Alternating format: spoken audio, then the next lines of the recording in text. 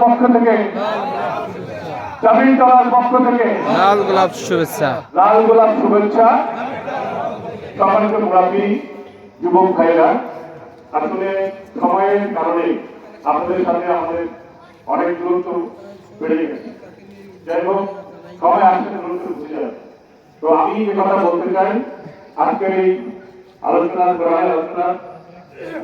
সবচেয়ে আপনাদের জন্য একটি বিশেষ গুরুত্ব।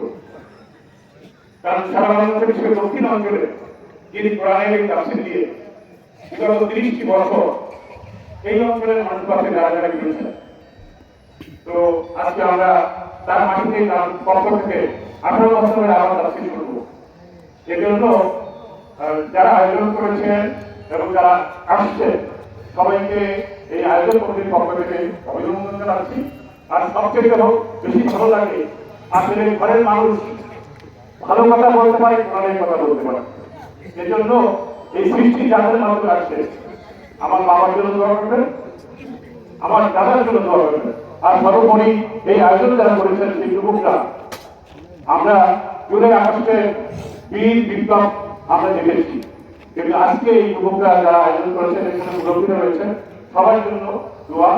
আজকে একটা আলোচনা নিয়ে আসছেন দক্ষিণাঞ্চলের অন্যতম কোরআনের আলোচক অধ্যাপক শহীদুল ইসলাম। আমি তাকে আলোচনা করার জন্য বিনীতভাবে অনুরোধ করছি।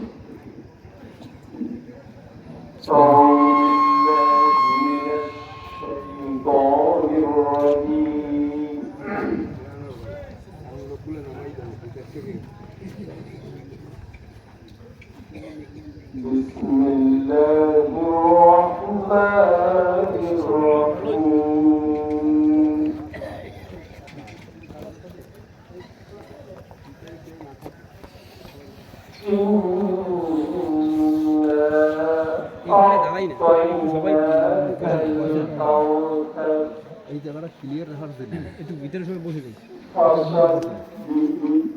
যারা বাচ্চা আছে এই ভিতরে ফাঁকা জায়গা অনেক ফাঁকা আছে।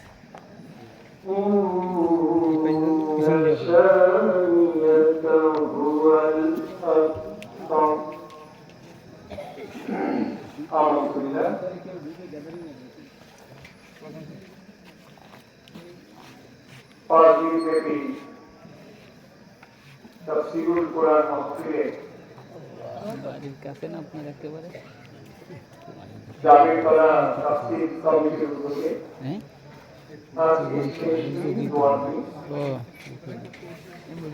আজকে এই আয়োজনের সম্মানিত সভাপতি মঞ্চে উপস্থিত আছেন শ্রদ্ধাভাজন শিক্ষাবিদ, ইসলামী চিন্তাবিদ, ইসলামী আন্দোলনের অগ্রপথী অধ্যক্ষ আব্দুল আলিম, আমাদের এই ইউনিয়নের কৃতি সন্তান। মঞ্চে উপস্থিত আছেন গুলশান আলী ফারুকি মাদ্রাসার সম্মানিত সহকারী অধ্যাপক জনাব হযরত মাওলানা আনোয়ার হোসাইন। মঞ্চে উপস্থিত আছেন